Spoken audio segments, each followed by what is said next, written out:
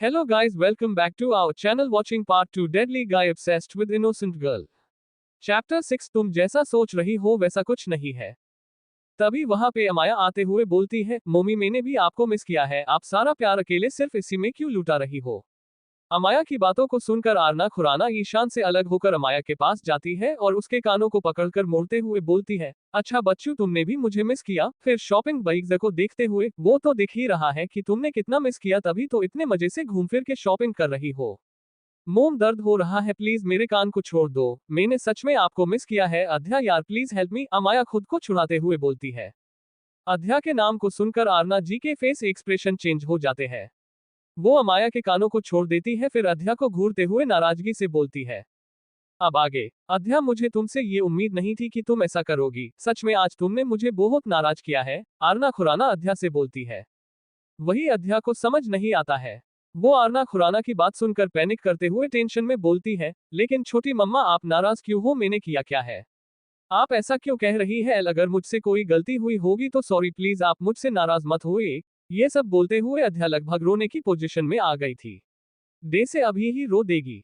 अध्या को इस तरह पैनिक करते हुए देखकर मिसेज आरना तुरंत ही हंसते हुए उसके पास आती है और अध्या को गले लगाते हुए बोलती है, अध्या बच्चा मैं मजाक कर रही थी, तुमने तो सीरियस में ही ले लिया।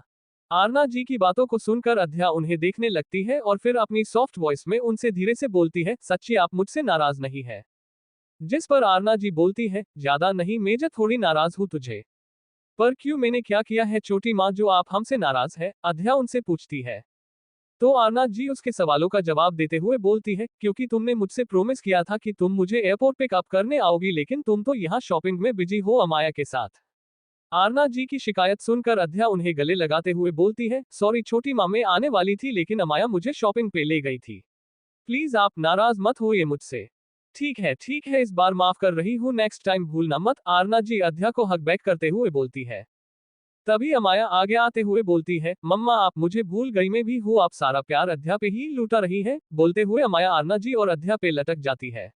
उन तीनों को देखकर ईशान भी आगे आकर बीच में घुस जाता है और अपनी मम्मा को हक कर लेता है। अध्या, अमाया और ईशान कुछ देर आरना जी के साथ मस्ती करते हुए फैमिली के साथ टाइम स्पेंड करते हैं, फिर तीनों अपने अपने कमरे में चले जाते रेस्ट करने के लिए, क्योंकि कल तीनों का ही स्कूल था और शॉपिंग की वजह से भी वो तीनों थक गए थे। डिनर तो तीनों ने बाहर रेस्टोरेंट में ही किया हुआ था, इसलिए घर वाले भी मान जाते हैं। अध्या अपने कमरे में आकर सबसे पहले शॉपिंग बैग्स साइड टेबल में रखती है, फिर बाथरूम में जाकर फ्रेश होने लगती है। कुछ देर बाद अध्या अपने पिंक नाइट वेयर में बाथरूम से बाहर आती है। पिंक नाइट वेयर में अध्या बहुत ही ज्यादा क्यूट लग रही थी। बाहर आने के बाद अध्या अपने सॉफ्ट टेडी बियर को हग करके सो जाती है। नेक्स्ट मॉर्निंग अध्या सुबह 6 बजे उठती है, फिर अपने कमरे से निकलकर बाजू वाले कमरे में जाती है और अमाया को उठाते हुए बोलती है, एमी उठ जा, स्कूल जाना है, जल्दी से रेडी हो जा। अध्या की बातों को सुनकर अमाया अपने फेस को पिल्लों में छुपाते हुए बोलती है, अध्या यार अभी तो टाइम है, सोने देना थोड़ी देर और। अमाया की बातों को सुनकर अध्या पिलो को हटाते हुए बोलती है, नहीं बिल्कुल भी नहीं, तू उठ अब, रोज रोज तू यही बोलकर लेट करती है, तेरे साथ साथ मुझे भी दांत सुनना पड़ता है, इसलिए आज कोई भी बहाना नहीं चलेगा। ठीक तू जा, मैं रेडी होती ही अमाया अध्या से बोलती है। तो अध्या उसे अपनी आंखें दिखाते हुए बोलती है, नहीं पहले तू बाथरूम में जा फ्रेश होने के लिए, तब मैं जाऊंगी। अध्या की बातें सुनकर अमाया खुन्नस में अध्या को घूरते हुए बाथरूम में चली जाती है। उसके जाने के बाद भी अध्या कमरे से बाहर नहीं जाती है, वही खड़ी होकर बाथरूम के डोर को घूरती है। 2-3 मिनट ही हुए होंगे कि बाथरूम का दरवाजा धीरे से खुलता है और अमाया अपने फेस को बाहर निकालकर बाहर झांकती है। तो उसे अपने सामने अध्या खड़ी दिखती है जो उसे ही घूर रही थी, जिसे देखकर अमाया सकपका जाती है और बाहर आकर अपने वार्डरोब के पास जाकर अपनी स्कूल यूनिफॉर्म निकालते हुए बोलती है, तुम जैसा सोच रही हो वैसा कुछ भी नहीं है, मैं तो बस अपनी यूनिफॉर्म लेने आई थी, मेरा फिर से सोने का कोई इरादा नहीं था, समझी। इतना बोलकर अमाया अपनी स्कूल यूनिफॉर्म लेकर सीधे बाथरूम में भाग जाती है। उसके बाद अध्या भी अपने सर को हिलाते हुए बोलती है, इसका कुछ नहीं हो सकता, फिर वो भी अपने कमरे में आ जाती है रेडी होने के लिए। 40 मिनट बाद अध्या, अमाया और ईशान नीचे आते हैं। अध्या और अमाया दोनों ने व्हाइट शर्ट और ब्लैक स्कर्ट के साथ ब्लैक कलर का कोट पहनी हुई थी। वही ईशान ने भी same white shirt black pant के साथ ब्लैक कोट पहना हुआ था। बाकी सभी सेम जो स्कूल यूनिफॉर्म में होता है, टाई आई कार्ड सभी स्कूल यूनिफॉर्म के मैचिंग के थे। तीनों बहुत ही ज्यादा डैशिंग लग रहे थे। गौरी जी तीनों को जबरदस्ती ब्रेकफास्ट करवाती है। 10 मिनट बाद तीनों स्कूल के लिए निकल जाते। कुछ देर बाद उनकी कार एआर इंटरनेशनल स्कूल के बाहर रुकती है। तीनों कार से बाहर निकलते हैं और स्कूल के अंदर जाने लगते हैं। अध्या जैसे ही गेट के पास पहुंचती है, कोई तेजी से आकर उसे गले लगा लेता है, जिससे अध्या बुरी तरह से चौंक जाती है। उसके माथे पर पसीना आने लगता है। चैप्टर 7 पनिशमेंट और निशान। गौरी जी तीनों को जबरदस्ती ब्रेकफास्ट करवाती है। 10 मिनट्स बाद तीनों स्कूल के लिए निकल जाते। कुछ देर बाद उनकी कार एआर इंटरनेशनल स्कूल के बाहर रुकती है। तीनों कार से बाहर निकलते हैं और स्कूल के अंदर जाने लगते हैं। अध्या जैसे ही गेट के पास पहुंचती है, कोई तेजी से आकर उसे गले लगा लेता है, जिससे अध्या बुरी तरह से चौंक जाती है। उसके माथे पर पसीना आने लगता है। अब आगे। अध्या जब पीछे पलट कर देखती है तो सामने एक उसी के एज की लड़की खड़ी थी, जिसे देखकर अध्या चैन की सांस लेती है। वो लड़की अध्या को फिर से गले लगाते हुए बोलती है, अध्या डार्लिंग मैं वापस आ गई, मैंने तुझे बहुत मिस किया। अध्या अभी कुछ बोलती उस लड़की के बात पर कि तभी अमाया आगे आकर उस लड़की को अध्या से दूर करते हुए बोलती है, मिस्टी की बच्ची मुझे गुस्सा मत दिला, अध्या सिर्फ मेरी बेस्ट फ्रेंड है, इस तरह तू बार बार उससे चिपक नहीं सकती है, क्योंकि मुझे अपनी कोई भी चीज शेयर करना पसंद नहीं है। फिर अध्या तो मेरी बेस्ट फ्रेंड है, तो दूर रह इससे। अमाया की बातों को सुनकर मिस्टी मुंह बनाते हुए बोलती है, हो चल तू इतनी भी पजेसिव मत हो, माना कि मुझसे गलती हुई थी, लेकिन हम बेस्ट फ्रेंड है और अध्या मेरी भी बेस्ट फ्रेंड है, समझी, इसलिए अब गुस्सा मत हो, भूल जा, और वैसे भी उस बात को बहुत दिन हो गए हैं और तो उसमें मेरी कोई गलती भी नहीं थी, फिर भी सॉरी। मिस्टी की बात सुनकर अमाया उसके बिल्कुल सामने आकर तुनक कर बोलती है, भूल जाओ, कैसे भूल जाओ उस बात को, भले ही कितने ही दिन क्यों ना हो गए हो, लेकिन मैं नहीं भूल सकती हूँ। सिर्फ तेरी इस लंबी जबान की वजह से मुझे रियांश और मेरे घर वालों से पनिशमेंट मिली थी। गद्दार तब कहा थी तेरी दोस्ती, जब तूने अपने इस मनहूस लंबी जबान को खोली थी रियांश के सामने, तब तुझे याद नहीं आया कि हम बेस्ट फ्रेंड हैं, इसलिए दूर रह हम दोनों से। अमाया अपना मुंह फुलाए हुए अध्या के हाथों को पकड़कर अपने साथ लेकर चली जाती है। वही मिस्टी का मुंह इत्तू सा हो जाता है। वो भी सॉरी बोलते हुए उनके पीछे पीछे क्लासरूम में आती है और अमाया को मारने की कोशिश करने लगती है, लेकिन अमाया अपना मुंह फूला कर बैठी हुई थी। वो ना खुद मिस्टी से बात कर रही थी और ना ही अध्या को बातें करने दे रही थी। अध्या बस बेचारा सा फेस बनाकर दोनों को देखती है। आपको बता दूं कि ये लड़की मिस्टी ओबरॉय है, रियांश की कजन, और साथ ही अध्या और अमाया की बेस्ट फ्रेंड भी। लेकिन इस वक्त अमाया मिस्टी से नाराज है, और वो क्यों नाराज है आगे पता चलेगा। अमाया को देखकर मिस्टी बोलती है, यार सच में मुझे पता नहीं था कि वहां पे रियांश भाई भी मौजूद होंगे, वरना मैं क्लब के बारे में जिक्र भी नहीं करती कि हम तीनों चोरी चुपके रात में क्लब गए थे। तुझे अकेले की पनिशमेंट नहीं मिली थी, मेरी भी पॉकेट मनी के साथ साथ घर से आना जाना भी बंद हो गया था, वो भी पूरे 1 महीने तक। आज ही परमिशन मिली है बाहर आने को। तेरा तो फिर भी ठीक था, तेरी 1 महीने की पॉकेट मनी हाफ कर दी गई थी। तू फिर भी मजे कर रही थी और सारा इल्जाम मुझ पे लगा रही है। मिस्टी की बात सुनकर अमाया इधर उधर देखते हुए बोलती है, हाँ तो फिर भी मुझे डांट भी सुनना पड़ा था, वो क्या। दोनों की बहस देखकर अध्या आगे आते हुए बोलती है, बस करो, तुम दोनों कितना लड़ती हो यार। तुम दोनों को सिर्फ बहाना चाहिए लड़ाई करने की। और रही बात गलती की, तो तुम दोनों की ही थी गलती, कौन रात को बिना बताए क्लब जाता है। अध्या की बात सुनकर मिस्टी और अमाया दोनों एक साथ बोलती है, भूल मत, तू भी गई थी हमारे साथ क्लब में। अध्या दोनों को घूरती है और फिर अपनी आंखें सिकुड़कर बोलती है, मैं गई नहीं थी, वो तुम दोनों थे जिन्होंने मुझे जबरदस्ती अपने साथ क्लब लेकर गए थे। मैं तो माना ही कर रही थी, बिना वजह मुझे भी पनिशमेंट मिली थी। अध्या की बातों को सुनकर अमाया बोलती है, अच्छा और कब मिली तुझे पनिशमेंट, मुझे तो नहीं दिखा, तेरी तो पॉकेट मनी भी नहीं कटी थी, तो फिर कौन सा पनिशमेंट। अमाया की बातों को सुनकर अध्या बोलती है, वो उस खड़ूस एक डेविल को लग रहा था, मैं सबको लेकर गई थी क्लब में, तो उसने मुझे बहुत सारा लिखने को दे दिया था पनिशमेंट की तौर पे। अध्या की बात सुनकर अमाया बोलती है, यार अध्या रेयांश के बारे में ऐसा मत बोल, वो बहुत ही ज्यादा स्वीट है। तभी टीचर क्लास में आ जाती है तो सभी का फोकस उन पर चला जाता है। तीनों अपनी लड़ाई भूलकर लेक्चर अटेंड करने लगती है। वहीं दूसरी तरफ ओबरॉय विला में रेयांश अभी शॉवर लेकर बाथरूम से बाहर आया ही था कि तभी उसके कमरे का डोर ओपन होता है और विहान अंदर आता है, जिसे देखकर रेयांश उसे इग्नोर कर देता है और अपने शर्ट के बटन्स लगाने लगता है। ये देखकर विहान का मुंह बन जाता है, वो कुछ बोलता कि तभी उसकी नजर रेयांश के चेस्ट के पास पड़ती है, जहां पर हल्के खरोच के निशान थे, जिसे देखकर विहान की आंखें बड़ी हो जाती है। वो भागते हुए जल्दी से रेयांश के पास आता है और उसके शर्ट को साइड करते हुए अपने शॉफ्ट वॉइस में रेयांश से पूछता है, रेयांश ये तेरे चेस्ट पे ये निशान कैसे है, सच सच बता कहीं। चैप्टर 8 किसने भेजा आध्या को चॉकलेट। अब तक वही दूसरी तरफ ओबरॉय विला में रेयांश अभी शॉवर लेकर बाथरूम से बाहर आया ही था कि तभी उसके कमरे का डोर ओपन होता है और विहान अंदर आता है, जिसे देखकर रेयांश उसे इग्नोर कर देता है और अपने शर्ट के बटन्स लगाने लगता है। ये देखकर विहान का मुंह बन जाता है, वो कुछ बोलता कि तभी उसकी नजर रेयांश के चेस्ट के पास पड़ती है, जहां पर हल्के खरोच के निशान थे, जिसे देखकर विहान की आंखें बड़ी हो जाती है। वो भागते हुए जल्दी से रेयांश के पास आता है और उसके शर्ट को साइड करते हुए अपने शॉक्ड वॉइस में रेयांश से पूछता है, रेयांश ये तेरे चेस्ट पे ये निशान कैसे है, सच सच बता कहीं। अब आगे विहान की बात सुनकर रेयांश एक नजर उस निशान को देखता है तो उसे याद आता है कि जब वो अध्या को किस कर रहा था तभी ये निशान हुए होंगे अध्या के नाखूनों की वजह से।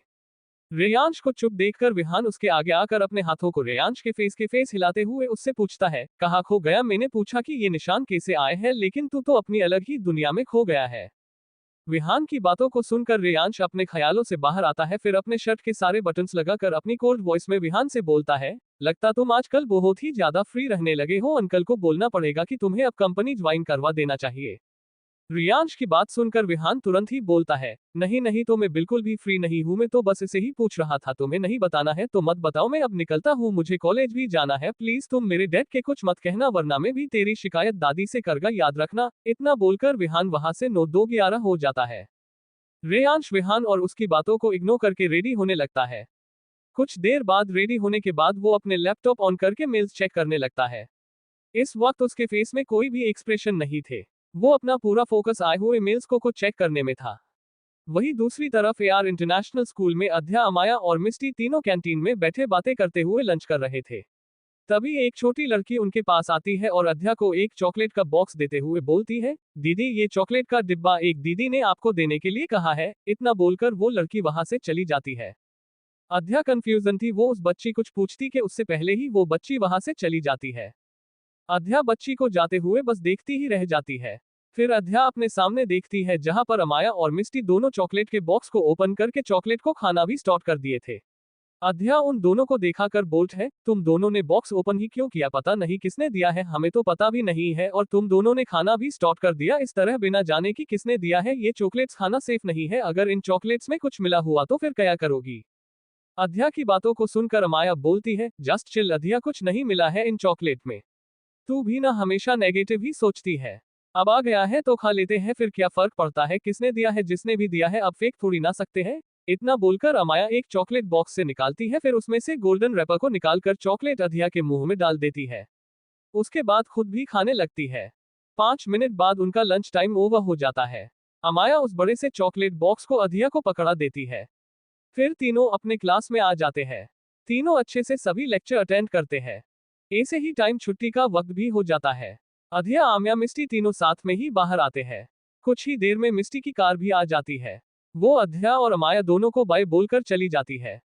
मिस्टी के जाने के बाद अध्या और अमाया दोनों ईशान और ड्राइवर अंकल के आने का वेट करने लगते हैं। कुछ देर बाद ईशान भी आ जाता है। तीनों ड्राइवर अंकल के आने का वेट करने लगते हैं। थोड़े ही देर में उनका इंतजार भी खत्म होता है क्योंकि उनके ड्राइवर अंकल कार लेकर आ गए थे। तीनों कार में बैठते हैं और फिर जो कुछ भी आज क्लास हुआ उसी की बातें करने लगती है। ऐसे ही बातें करते हुए उनका सफर भी बीत जाता है। थोड़े देर बाद उनकी कार खुराना मैंशन पहुंच जाती है। तीनों कार से बाहर निकलते हैं और मैंशन के अंदर चले जाते हैं। अधिया और अमाया दोनों कमरे में चली जाती है फ्रेश होने के लिए। तो वही ईशान आते से सीधे डाइनिंग एरिया की तरफ चला जाता है खाने के लिए। अधिया अपने कमरे में आकर बैक साइड में स्टडी टेबल के पास रखती है। फिर बाथरूम में फ्रेश होने चली जाती है। कुछ देर बाद वो बाथरूम से बाहर आकर रेडी होने लगती है।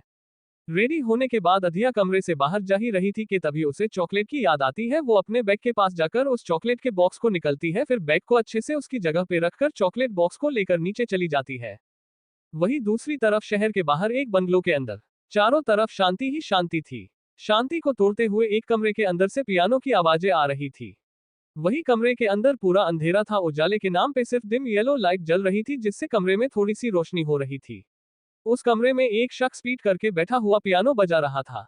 उस शख्स की आंखें इस वक्त बंद थी। वो अपने ही धुन में पियानो बजाए जा रहा था। उस धुन में उस शख्स के इमोशंस उसके दर्द को साफ बयां कर रहे थे। चैप्टर 9, ईश्वर, दोनों को अलग मत करना, एक बड़ा धमाका। अब तक अधिया अपने कमरे में आकर बैक साइड में स्टडी टेबल के पास रखती है।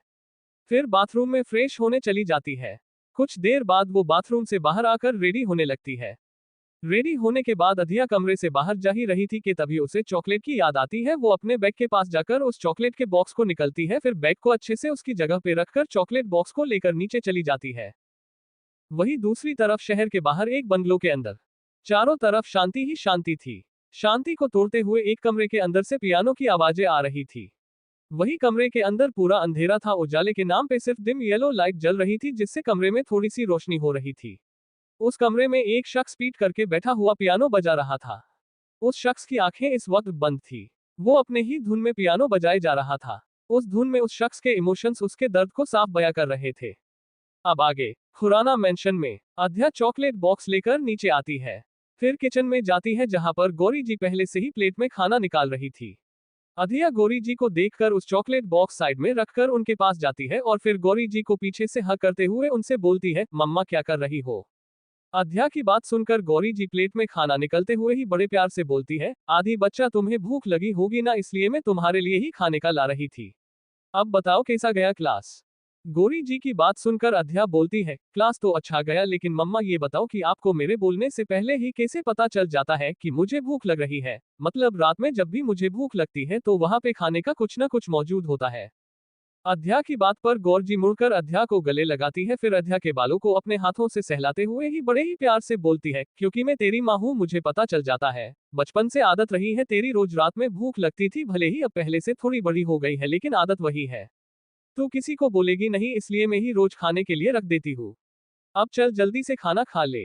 ये क्या बड़ी मम्मा, आप तो मुझे भूल ही गई। अमाया किचन के अंदर आकर शिकायत करते हुए बोलती है। अमाया की बात पर गौरी जी बोलती है, मैं भला अपनी शैतान और नटखट सी बच्ची को कैसे भूल सकती हूँ। मैंने पहले ही दोनों के लिए खाना निकाल दी हूँ। गौरी जी की बात सुनकर अमाया उनके पास आकर उन्हें हक करते हुए बोलती है, क्या बड़ी मम्मा अभी मैं थोड़ी ना कोई शैतानी करती हूँ जो आप मुझे शैतान बच्ची बोल रही हो, मैं तो बहुत ही क्यूट सी इनोसेंट सी बच्ची हूँ। अमाया की बात पर अध्या बीच में ही बोलती है, हाँ हाँ वो तो मुझे बड़े ही अच्छे से पता है कि तू कितनी इनोसेंट है। अध्या की बात पर अमाया का मुंह बन जाता है।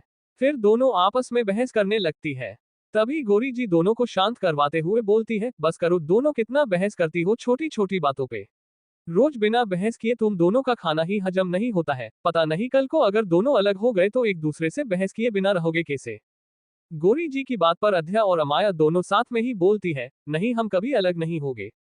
लेकिन जब तुम दोनों की शादी हो जाएगी तब तो दोनों अलग हो ही जाएगी ना, गौरी जी दोनों की बात सुनकर बोलती है। गौरी जी की बात सुनकर अमाया हंसते हुए बोलती है, बड़ी मम्मा ऐसा कभी नहीं होगा। अगर अध्या की शादी कहीं दूर में हो भी गई ना तो मैं इसे इधर ही अपने पास ही शिफ्ट करवा लूंगी, और अगर जीजू नहीं मानेंगे ना तो फिर मैं रेयांश को बोलकर उनकी पिटाई करवा दूंगी। अमाया की बात सुनकर गौरी जी हंसते हुए बोलती है, अच्छा अब चलो खाना खा लो वरना ठंडा हो जाएगा। अध्या और अमाया दोनों डाइनिंग एरिया में चली जाती है अपने अपने खाने का प्लेट लेकर। गौरी जी दोनों को देखकर खुद से ही बोलती है, ईश्वर मेरी दोनों बच्चियों को ऐसे ही साथ रखना, कभी इनके बीच कोई दरार ना आए। वहीं दूसरी तरफ मुंबई के एयरपोर्ट में कुछ हट्टे कट्टे लोग निकलते हैं। उन सभी ने अपने फेस को अच्छे कवर करके रखा हुआ था। वो लोग इधर उधर देखकर एक बैग को बहुत ही ज्यादा संभाल कर अपने साथ लेकर आ रहे थे। तभी उन सभी लोगों में जो उनका हेड था उसका फोन रिंग करता है। तो वो आदमी कॉल पिक करता है, दूसरी तरफ से कुछ कहा जाता है जिसे सुनकर वो आदमी हेड बोलता है, यस बॉस आप जैसा चाहते हैं बिल्कुल वैसा ही होगा। 2 दिन बाद ठीक उसी टाइम पे एक बड़ा सा धमाका होगा जिसके बारे में कोई सोचा भी नहीं होगा। आप बेफिक्र रहिए, हम केडी को अपने साथ लेकर ही आएंगे। इतना बोलकर वो आदमी कॉल कट कर देता है। फिर अपने साथियों के साथ वहां से बाहर निकल जाता है। चैप्टर 10 आग की लपटें और अधिया का डर। अब तक वही दूसरी तरफ मुंबई के एयरपोर्ट में कुछ हट्टे कट्टे लोग निकलते हैं। उन सभी ने अपने फेस को अच्छे कवर करके रखा हुआ था। वो लोग इधर उधर देखकर एक बैग को बहुत ही ज्यादा संभाल कर अपने साथ लेकर आ रहे थे। तभी उन सभी लोगों में जो उनका हेड था उसका फोन रिंग करता है। तो वो आदमी कॉल पिक करता है, दूसरी तरफ से कुछ कहा जाता है जिसे सुनकर वो आदमी हेड बोलता है, यस बॉस आप जैसा चाहते हैं बिल्कुल वैसा ही होगा। 2 दिन बाद ठीक उसी टाइम पे एक बड़ा सा धमाका होगा जिसके बारे में कोई सोचा भी नहीं होगा। आप बेफिक्र रहिए, हम केडी को अपने साथ लेकर ही आएंगे। इतना बोलकर वो आदमी कॉल कट कर देता है। फिर अपने साथियों के साथ वहां से बाहर निकल जाता है। अब आगे ओबरॉय मेंशन में रेयांश अपने स्टडी रूम में बैठा हुआ कुछ जरूरी वर्क कर रहा था। तभी उसका फोन रिंग करता है जिससे वो डिस्टर्ब हो जाता है। रेयांश गुस्से से कॉल कट करने ही वाला था कि कॉल इट देखकर रुक जाता है जिसमें पाशा लिखा हुआ था। रेयांश कॉल पिक करता है, दूसरी साइड से कुछ कहा जाता है जिसे सुनकर रेयांश के फेस एक्सप्रेशन बहुत ही ज्यादा कोल्ड हो जाते हैं। उसके आसपास का टेम्परेचर भी गिरने लगता है। अगर इस वक्त कोई भी रेयांश को देख लेता तो डर से ही बेहोश हो जाता। दूसरे साइड की बातें सुनकर रेयांश अपने कोल्ड वॉइस में गुस्से से बोलता है, जितने भी आए हैं उनमें से कोई भी नहीं बचना चाहिए। 2 दिन बाद केडी को कोर्ट ले जाया जाएगा। अपने आदमियों को लगा 2 काम पे ध्यान रहे, जब वो सेंट्रल जेल से बाहर आए तो कोई भी 1 मिनट के लिए भी केडी से अपनी नजरें नहीं हटाएगा। जैसा प्लान बना था वैसा ही होना चाहिए। केडी किसी भी हाल में हमारे हाथ से नहीं निकालना चाहिए। अगर वो हाथ से निकल गया तो तुम सब भी ये सोच लेना कि तुम्हारे जिस्म से जान भी निकल जाएगी। रेयांश की कोल्ड और गुस्से से भरी धमकी सुनकर सामने वाला शख्स भी डर जाता है और फिर अपनी लड़खड़ाती हुई जबान से ओके बॉस बोलता है। रेयांश कॉल कट कर फोन को टेबल में रख देता है। फिर अपने चेयर में लीन होकर अपनी आंखें बंद कर लेता है। आंखें बंद करते ही उसके सामने कुछ पुरानी बातें रील की तरह घूमने लगती है, जहां पर एक 30 साल का आदमी अपने 2 6/7 साल के बच्चों के साथ गार्डन में फुटबॉल खेल रहा था। दोनों बच्चे भी अपने डैड के साथ मस्ती करते हुए खेल रहे थे। तभी वहां पे एक 27 साल की प्रेग्नेंट लेडी सर्वेंट के हेल्प से उनके पास आती है और फिर वही गार्डन में नीचे चाट में बैठकर तीनों को खाने के लिए बुलाती है। उस लेडी की बात सुनकर आदमी अपने एक बच्चे को अपने कंधे में और एक को अपने गोद में उठाकर उस लेडी के पास आता है और दोनों बच्चों को उसी चाट में अच्छे से बैठाकर खुद भी बैठता है। चारों एक हैप्पी फैमिली की तरह साथ में बहुत ही खुश लग रहे थे। एक दूसरे को खाना खिलाते हुए साथ में टाइम स्पेंड कर रहे थे। वो फैमिली काफी खुश लग रहे थे एक दूसरे के साथ। तभी एक दूसरा सीन आता है जहां पर वो पूरा बंगलो आग की लपेटे में था। चारों तरफ सिर्फ आग ही आग था जो उस खूबसूरत से बंगलो को जला रहा था। उद्धरण चिन्ह। अचानक ही रेयांश की आंखें खुल जाती है। उसके एक्सप्रेशन भी बहुत ही ज्यादा डार्क हो जाता है। इस वक्त उसके फेस में गुस्सा और नफरत ही दिखाई दे रहा था। गुस्से की वजह से रेयांश के हाथों के नसें भी साफ दिखाई देने लगती है। वो किसी को कॉल करता है, फिर कार की चाबी लेकर स्टडी रूम से बाहर चला जाता है। वहीं दूसरी तरफ खुराना मेंशन में आध्या और ईशान दोनों अमाया के कमरे में होमवर्क कर रहे थे कि तभी अमाया का फोन रिंग होता है। अमाया कॉल पिक करके बात करती है, फिर कॉल कट करके खुश होते हुए आध्या से बोलती है, आधी रेयांश का कॉल था, वो बोल रहा था कि मिस्टी आ रही है हमारे साथ ग्रुप स्टडी करने के लिए। वही अध्या डे से ही रेयांश के आने की बात सुनती है तो उसके हाथ जो नोटबुक में चल रहे थे वो रुक जाते हैं और उसके माथे पर पसीने आने लगता है, क्योंकि वो हमेशा ही रेयांश के आने और उसको फेस करने से डरती थी। उसे रेयांश के साथ रहकर बहुत ही अजीब लगता था। जब भी वो उसके पास आता था उसे डर, घबराहट और अजीब सा महसूस होने लगता था।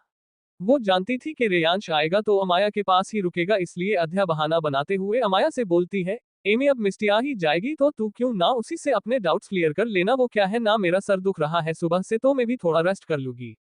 क्या कहती है तू? अधिया की बात सुनकर अमाया भी उसकी बात मान जाती है। तो अधिया भी जल्दी से अपना सामान लेकर अमाया के कमरे से बाहर चली जाती है। फिर अमाया और ईशान दोनों अपना वर्क करने लगते हैं। अधिया अपने कमरे में आकर चैन की सांस लेती है, फिर बुक्स को स्टडी टेबल रखकर वॉशरूम में चली जाती है। कुछ देर बाद जब वो वॉशरूम से बाहर आती है तो सामने देखकर एकदम शॉक्ड हो जाती है और फिर अपने कदम पीछे की ओर लेने लगती है डर की वजह से। Thanks for watching video, subscribe for more interesting story audio.